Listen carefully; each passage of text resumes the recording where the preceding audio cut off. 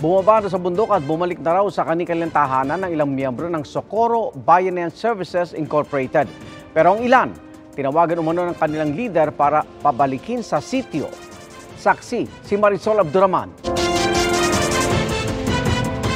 Isa-isa nang nagsibabaan ang mga residente ng Sitio Kapihan. Kabilang sa kanila ang 60 anyos na si Levi Inanog na inabutan naming nag-aayos ng kanyang mga gamit. 4 na taon daw silang nanirahan sa Sitio Kapihan at ngayon ay balik bahay na sa kanilang lugar sa poblasyon. Pero bago pa man sila tuluyang nakababa, marami raw silang pinagdaanan. Ang kanyang 63 anyos na asawang si Ricarte, 4 na beses daw tumakas. Pero dahil sa stroke, hirap daw talaga ito lalo't may mga nagbabantay. Sana ang mga gwardiya maikot sa likod. Hindi kami palabasin sa area. Binantayan kami ng mga security. Private army, may armas. Disikarte na lang nga makalabas. Nung pumutok ang issue sa Kapihan at nang ipatawag na sina Senior Aguila sa Senado, nagdesisyon na silang bumaba. Pero kaninang umaga lang daw, tinawagan siya ng kanilang leader sa Sitio Kapihan at pinababalik na siya. Kaninang umaga, tinawagan kami ng balik dito. Sino nagpapabalik? Ang mga kasama namin dito. Pero ano sabi niyo po?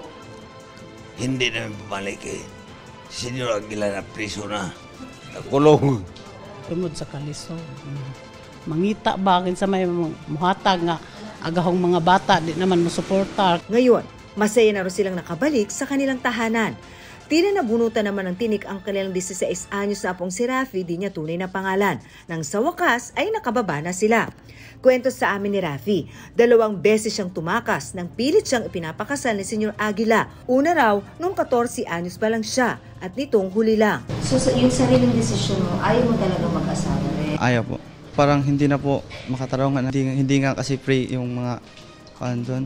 Bukod sa kanila, meron pa raw iba na nagbabaan na rin sa poblasyon ayon sa lokal na pamahalaan ng Socorro. Meron na rin daw ilang guro na muling nag-apply. Maswerte raw ang tulad ng mag-asawang sa Bandal dahil may binalikan daw silang bahay sa baba. Pero problema ito para sa karamihan na gustong bumaba. Dahil wala na silang bahay na babalikan. Kaya sinisikap daw ng lokal na pamahalaan na matulungan sila. Amitingan kung ano ang kaya maitulong ng LGU.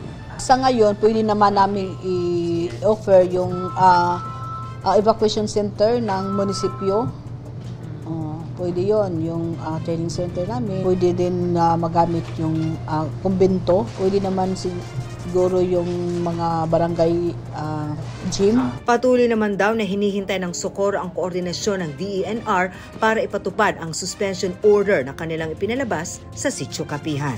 Para sa GMA Integrated News, ako si Marisol Abduraman, ang inyong saksi. Mga kaibigan, samahan nyo kaming saksiyan ng mga balita. Mag-subscribe sa GMA Integrated News sa YouTube. Para sa mga kapuso abroad, samahan nyo kami sa GMA Pinoy TV at sa www.gmanews.tv.